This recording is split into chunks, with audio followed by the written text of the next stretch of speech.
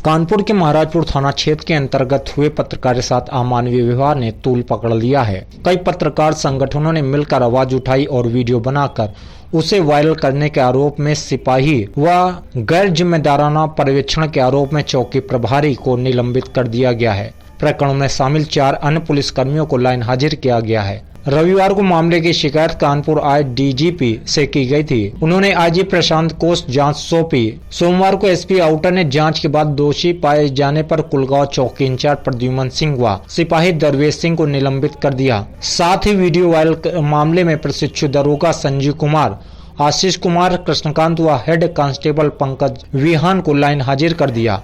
जानकारी के मुताबिक 19 अप्रैल की घटना को वीडियो जैसे जैसे वायरल होता गया, लोगों में चर्चा का विषय बन गया। सभी का यही कहना था कि अगर किसी भी व्यक्ति के द्वारा अगर किसी भी प्रकार का अपराध या आपराधिक कृत्य किया जाता है तो ऐसे में पुलिस को विधि द्वारा स्थापित कानून के दायरे में रहकर उसे दंडित करना चाहिए। पुलिस का कार्य लोगों के बीच सुरक्षा की भावना को जगाना है, न कि लोगों के बीच किसी भी प्रकार का भय पैदा करना है। सभी पत्रकार साथियों के साथ कानपुर प्रेस क्लब अध्यक्ष ने भी यही कहा।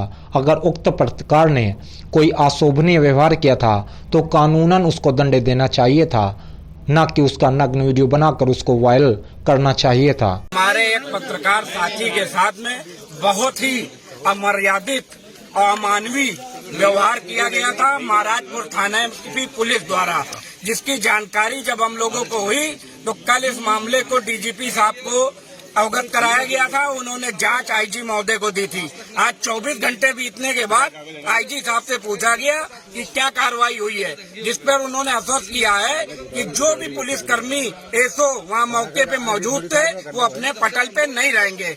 हम लोगों ने इस आश्वासन पे आज यहाँ से वापस जा रहे हैं और अगर इसमें 24 घंटे के अंदर कार्रवाई नहीं होगी तो जिस तरीके से हमारे पत्रकार साथी को नग्न किया गया है, हम सब अपने कपड़े उतार के मुख्यमंत्री आवास को घेरने का काम करेंगे। पत्रकार एकता।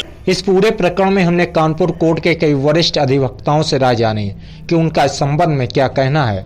द लॉयर्स एसोसिएशन के पूर्व महामंत्री जितेंद्र सिंह तोमर ने भी यही कहा कि अगर पुलिस के द्वारा ऐसा अमानवीय कृत्य किया गया है तो हम सभी अधिवक्ता इसकी घोर निंदा करते हैं।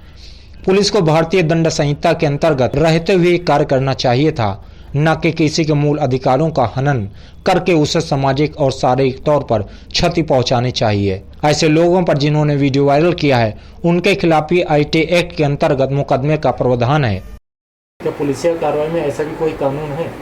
देखिए, पुलिस एक्ट एंड रेगुलेशंस में कोई भी ऐसा प्राविधान नहीं है, ना ही भारतीय संविधान में ऐसा कोई प्राविधान है, ना ही जो भारतीय दंड संहिता बनी हुई है जिसके आधार पर हिंदुस्तान के किसी भी जगह पे कोई अपराध होता है तो आईपीसी के तहत जो मुकदमा कायम होता है, ऐसे किसी भी जगह किसी भी सिपाही हो या शीर्ष स्तर का कोई उच्चाधिकारी हो पुलिस का, उसे शारीरिक रूप से वो किसी भी अपराधी तक को कष्ट नहीं दे सकता।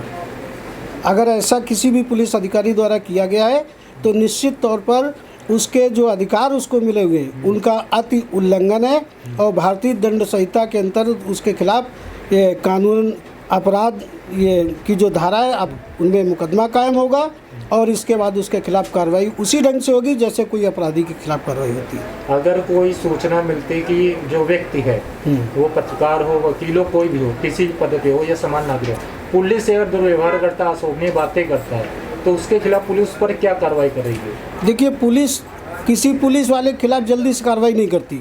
एक्चुअल में जब मूवमेंट जैसे कि अगर जैसा आपने बताया कि अभी वो पत्रकार महोदय थे जिनके साथ इस तरह की दुर्घटना हुई, उनको बेइज्जत किया गया थाने में, तो निहायत ही निंदनीय कृत्य है। हिंदुस्तान का कोई भी नागरिक ऐसे किसी भी पुलिस अधिकारी की इस तरह के कृत्य की निंदा करेगा, उसमें कोई शक नहीं है। और जहाँ तक रह गया शासन और प्रशासन, वहाँ भी इस तरह की कोई छूट नहीं दी गई। हर जगह सरकार है, लोकतंत्र की सरकार है। अगर ऐसा किसी पुलिस अधिकारी ने किया है तो उसके खिलाफ कानूनी कार्रवाई होगी यदि कोई वादी बनना चाहे तो। नहीं, सवाल ये है कि कोई व्यक्ति पुलिस पर अगर हाथापाई करता है, अशोभनीय टिप्पणी करता है, अमर्यादित भाषा का प्रयोग करता है तो पुलिस उसके ऊपर क्या कार्रवाई कर सकती है? देखिए, अगर पुलिस के ऊपर कोई जिस ढंग का अपराध करता है, अगर किसी पुलिस अधिकारी सिपाही किसी के साथ, चूँकि वो सरकारी कार्य कर रहे होते हैं, उनको एजेंसी ऐसी होती है कि लॉ एंड ऑर्डर मेंटेन रहे, अगर कोई लॉ एंड ऑर्डर को बाधित करता है तो आवश्यक बल प्रयोग पुलिस कर सकती है, क्योंकि उसे शांति व्यवस्था बनाए रखना उसकी पहली जिम्मेदारी है। कानूनन विधिक रूप से वो उसका उत्तराधिकारी है। यदि इस तरह के किसी कृत्य को पुलिस अधिकारी नहीं रोक पाता है तो वो गलत होता है, लिहाजा उस तरह का आवश्यक बल प्रयोग वो कर सकता है।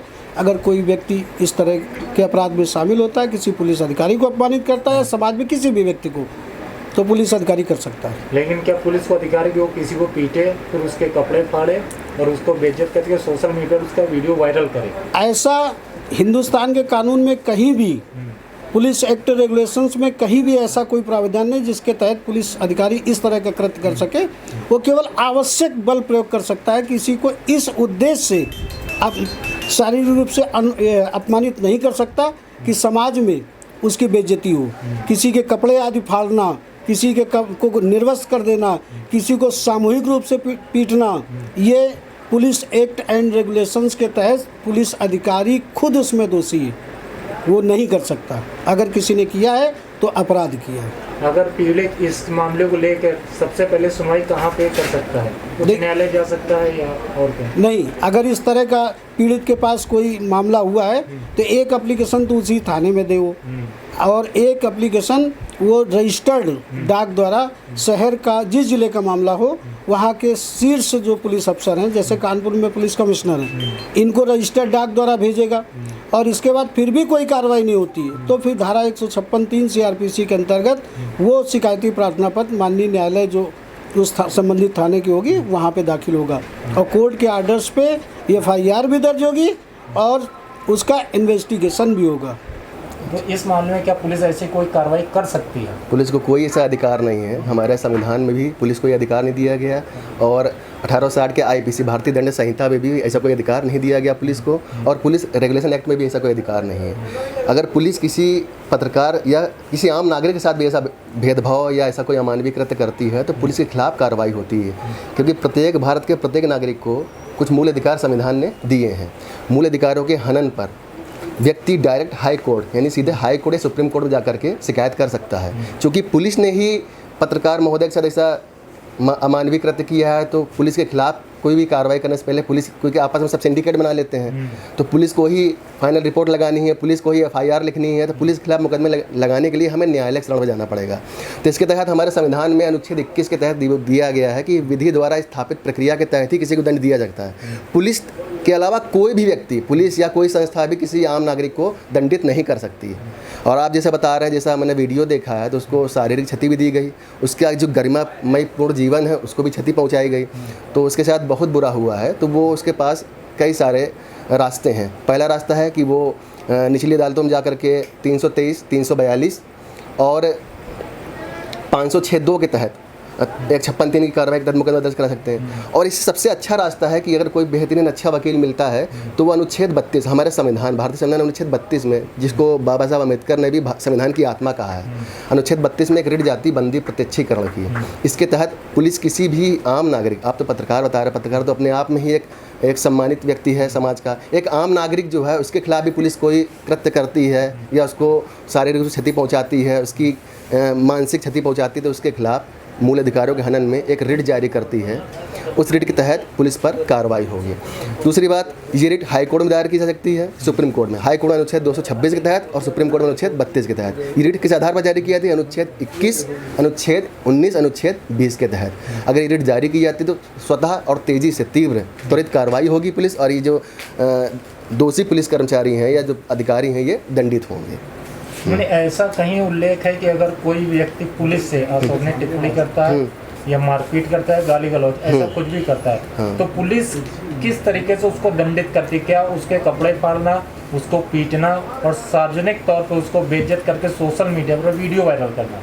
नहीं, पुलिस चूँकि अपने आप में एक संस्था है, अगर पुलिस पर कोई उनकी ड्यूटी के पीरियड में कोई बदतमीजी करता है, हाथापाई करता है या मारपीट करता है तो हाँ, पुलिस के पास एक अधिकार है रासुका एक राष्ट्रीय सुरक्षा कानून ने लगा दिया था कि वर्दी फाड़ दी गई। आप अक्सर सुनते होंगे पुलिस पर किसी ने वर्दी फाड़ दिया, कुछ कर दिया, तो उस पर राष्ट्र विधि सम्मत कार्रवाई होती है। शारीरिक क्षति नहीं पहुंचा सकते आप कि उसको मार रहे हैं, पीट रहे हैं, घायल कर रहे हैं, और उसके बाद सबसे बुरी बात कि उसको निवस्त करके उसका ID कार्ड लटका करके उसको वीडियो बना के उसको वायरल कर रहे हैं। इस तरह से तो वो पत्रकार सुसाइड भी कर सकता है या वो अपराधी प्रवृत्ति का बन सकता है, कुछ भी कर सकता है। आगे उसकी मानसिक स्थिति क्या होगी वो वही जान सकता है जो इसके साथ बीती हुई है। तो पुलिस को ये अधिकार नहीं, पुलिस जो भी काम करेगी, हमने कहा कि हमारे संविधान में और IPC में विधि सम्मत कार्रवाई, विधि जो न्यायालय द्वारा किताबों में लिखी है, अपने मन से कुछ भी नहीं कि उसको डंडे मार रहे हैं, पीट रहे हैं, निवस्त करके उसको ऐसा कर रहे हैं, ये सब कुछ भी नहीं है। 19 तारीख को कानपुर आउटर पुलिस महाराजपुर थाना के सरसौल में एक पत्रकार हैं, वरिष्ठ पत्रकार, कानपुर प्रेस क्लब से भी जुड़े हुए हैं। मारपीट का कोई कानून नहीं होता, पुलिस का काम है जनता की रक्षा करना। जो पुलिस का अमानवीय चेहरा सामने आया है वो घोर निंदनीय है, और लगातार ये चेहरा सामने आ रहा है पुलिस का अमानवीय, कि वो चाहे वो पत्रकार हो, चाहे वो जनता हो, चाहे वो वकील हो, सबके विरुद्ध वो गैर जिम्मेदाराना रवैया लगातार अपनाए है। वकीलों के साथ भी लगातार गैर नीति, अनैतिक हर तरीके के कार्य करती है, बगैर जांच के, बगैर किसी चीज़ के FIR दर्ज करती है। सिर्फ पुलिस का एक रवैया है लाठी, वो लाठी के बल पे हर आदमी को दबाना चाहती है। ये घोर निंदनीय है, क्योंकि पुलिस का इससे अमानवीय चेहरा सामने आ रहा है। कानून की नज़रों में क्या ऐसी कोई धारा नहीं है, मारपीट का कोई कानून नहीं होता। पुलिस का काम है लॉ एंड ऑर्डर मेंटेन रखना, शांति व्यवस्था मेंटेन रखना। जो पत्रकार चंदन जायसवाल के द्वारा के साथ ये घटना घटित की गई है, वो प्रेस क्लब के शायद कार्यकारिणी सदस्य भी हैं, उन्होंने अपना परिचय दिया, उसके बावजूद मारपीट की गई, कपड़े उतार कर वीडियो वायरल किया गया है। तो ये तो काफ़ी निंदनीय है, और कानून में ऐसी कोई परिभाषा नहीं है किसी के साथ मारपीट की जाए या अमानवीय उसका साथ व्यवहार किया जाए। निश्चित तौर पे एक्शन होगा, न्यायालय बनी ही है इसीलिए, इंसाफ दिलाने के लिए।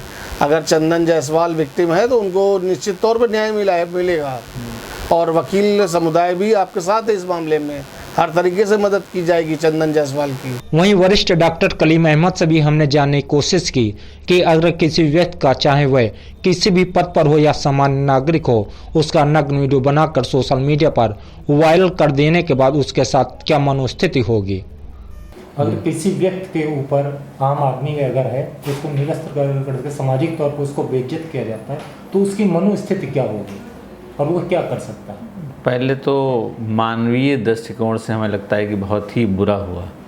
किसी भी आदमी को सज़ा देना कोर्ट का काम है, न्याय का काम है, जो इस देश के संविधान के आधार पर होना चाहिए। उसने हमें कहते हैं कोई भी लीगल कार्रवाई गलत की हो तो उसको कानूनन, उसको कोई भी आदमी अगर कानून अपने हाथ में ले रहा है तो सबसे गलत काम तो यही है। फिर तो कानून का राज ही ख़त्म हो गया जब कानून अपने हाथ में ले लिया, जंगल राज हो गया। लेकिन अब उसको अगर हम लोग मेडिकल साइंस के तौर पर देखें तो उसके अंदर अब तमाम तरीके के डिप्रेशन तैयार हो जाएंगे, असुरक्षा की भावना पैदा हो जाएगी, कॉन्फिडेंस, मॉरल्स उसके डाउन हो जाएंगे, जिसमें वो कोई भी ऐसा स्टेप ले सकता है जो अपने या दूसरे को नुकसान पहुंचा सकते हैं, सामाजिक तौर पर और जाति तौर पर। जैसे आत्महत्या कर सकते हैं कि हम क्या करेंगे, हमारी तो कोई वही नहीं रह गई है। एक निराशा का भाव एक ज़बरदस्त तरीके से पैदा हो जाएगा, क्योंकि वो आदमी अभी तक सामाजिक तौर तरीके में काफ़ी अच्छी पोजीशन पे होगा कि भाई लोगों को बता रहा होगा भाई हम लोगों की सामाजिक बातों को लोगों तक पहुंचा रहे हैं, न्याय दिलवा रहे हैं। अब उसी के साथ नहीं हो रहा तो वो अपना, उसका तो कॉन्फिडेंस ख़त्म हो गया, और वो depression, severe depression, panics, plus कितना उसको टॉर्चर हुआ है, किस लेवल का टॉर्चर हुआ है, तो उसको अब उन सब चीज़ों में जानने में भी भय लगेगा कि हम जाएंगे तो फिर हमको ऐसा ही हो जाएगा। प्लस लंबे टाइम पर उसके अंदर डिप्रेशन, मनोभाव इस तरीके के हो सकते हैं, भाई आदमी सुइसाइडल हो सकता है, एंजाइटी, पैनिक्स हो सकता है। दूसरे जो और स्ट्रेस उसको कितने हुए होंगे, उससे कई और बीमारियां भी हो सकती हैं जिनका कि व्याख्यान ऐसे नहीं किया सकता है। होने को तो बहुत सी बीमारियां हो सकती हैं, लेकिन मानवीय दृष्टिकोण, मेडिकल साइंस के हिसाब से कतई गलत और ख़राब है, किसी के साथ नहीं होना चाहिए। अगर डिप्रेशन में चला जाता है ऐसा व्यक्ति, आत्महत्या अगर नहीं करता है, तो दूसरा जो मूड होगा वो किस तरफ जा सकता है? जैसे मान लीजिए डिप्रेशन अगर उसको हो गया तो वो अपने काम ही से बेचारा इंटरेस्ट ही लूज़ कर जाएगा। डिप्रेशन क्या है? डिप्रेशन एक सैडनेस है, हमारा मन उदास है, हमारा इंटरेस्ट ही नहीं किसी चीज़ में रह गया है।